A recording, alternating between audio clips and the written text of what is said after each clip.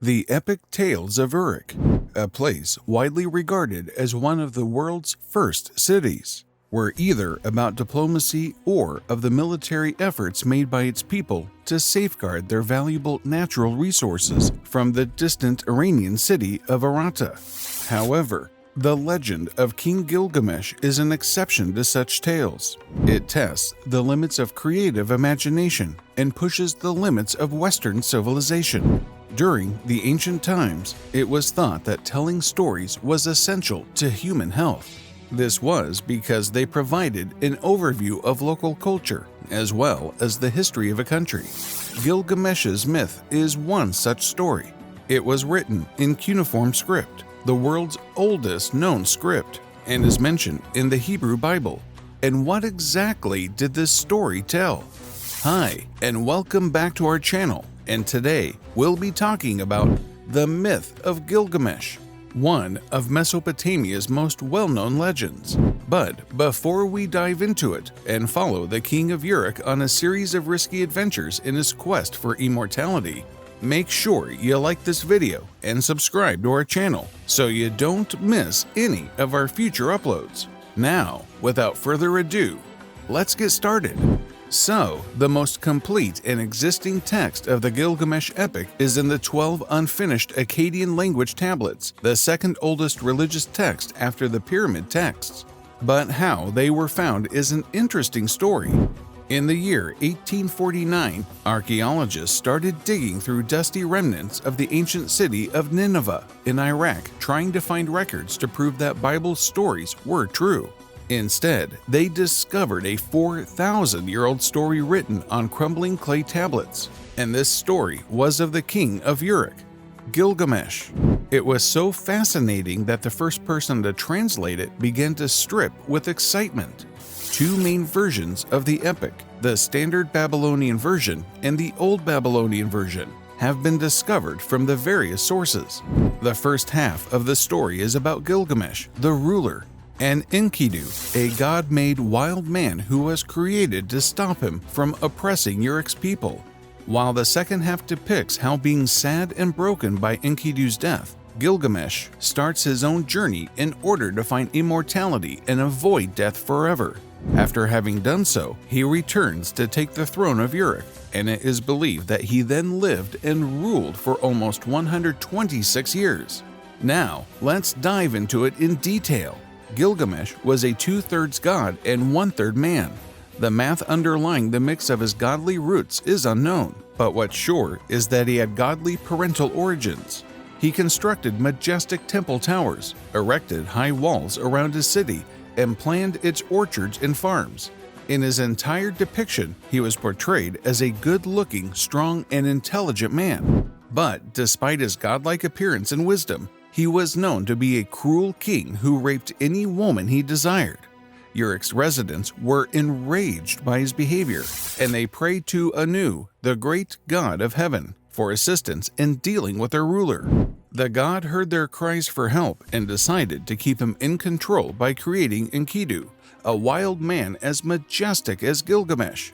Enkidu had a life among animals and forests, and he did not know how to live like a human being. He was horrified by Gilgamesh's actions and traveled to Uruk to challenge him when Gilgamesh was about to storm into a bride's wedding chamber.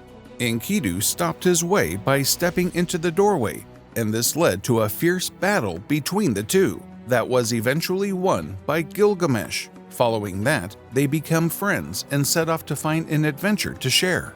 So, they made plans to take trees from a remote cedar grove that was off limits to mortals. It was guarded by Humbaba, a fearsome demon who served Enlil, the god of earth, wind, and air. Both the men decided to travel in the forest to find and kill that monster. They took help of sun god Shamash and defeated the beast. Then, they cut down the forbidden trees, turned the tallest tree into a great gate for the gods, and made a raft out of the rest to return to Uruk. Seeing all this, Ishtar, the goddess of love, was attracted to Gilgamesh and proposed him. But due to her having ex-lovers, Gilgamesh rejected her.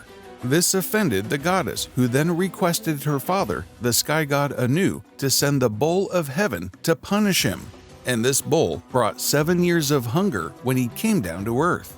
But even without the assistance of the gods, Gilgamesh and Enkidu slayed the beast and sacrificed its heart to Shamash. And Enkidu did not stop there. He then flung the bull's legs in the face of an angry Ishtar. So the gods gathered in court and determined that one of the two friends must be punished for their crime, leading to the decision of Enkidu's death. As a result, Enkidu became ill, suffered greatly, and told others about his visions of the underworld. Gilgamesh could not overcome Enkidu's death and was also worried about his own death. As a way of grieving Enkidu, he sold his royal clothes for animal skins and went out into the desert to find 𝐦𝐴 who was granted endless life by the gods after the flood. He thought that 𝐦𝐴 may tell him how he can avoid death as well. His quest took him to Khonshu, a twin-peaked mountain where the sun sets in one direction at night and rises in the opposite direction in the morning. 𝐦𝐴 lived beyond that mountain, and it was well guarded by giant scorpion-like creatures. They refused Gilgamesh to enter the tunnel that runs through it, but allowed him after he pleaded. After having walked a rough road through darkness, he then emerged into a beautiful garden by the sea, where he found Saduri, the goddess of wine and brewing. At first, Saduri thought he was a killer based on his disheveled appearance and tried to talk him out of his mission. She told him that pursuing immortality is pointless and that he should be content with the pleasures of his life. When she was unable to discourage him from his purpose, she referred him to Urshinabi, the ferryman, who took him to 𝐦𝐴 by crossing the waters of death on a boat. Having reached there, 𝐦𝐴 explained to Gilgamesh about the flood and how the gods sat in council and decided to wipe off humanity. He also said that he was warned about the gods' plan by Enki, the god of knowledge, who also instructed him on how to build a massive boat in which his family and the seed of every living creature might escape. 𝐦𝐴 received eternal life as a gift, but towards the end of their meeting, and despite his doubts about why the gods should receive Gilgamesh the same honor as himself, the flood hero 𝐦𝐴 reluctantly agreed to give him immortality, given that he could stay up for 6 days and 7 nights. But Gilgamesh fell asleep almost immediately after 𝐦𝐴 completed his speech. And after 7 days of his sleep, he woke him up, mocked his failure, and sent him back to Uruk. However, when he was about to leave, 𝐦𝐴's wife begged him to have mercy on Gilgamesh because of his long journey, and so he informed him about a plant that grew at the bottom of the ocean that could give him immortality. Gilgamesh collected the plant by strapping stones to his feet, allowing him to walk on the seabed.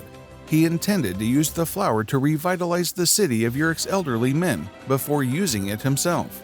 But unfortunately, when he was bathing, he left the plant on the shore of a lake where it was grabbed by a snake, who lost its old skin and became young again.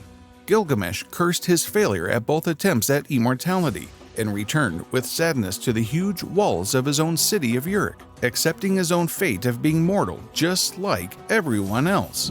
But he also realized that humanity has to stay immortal, and brought this reflection into the way he ruled his kingdom from there on.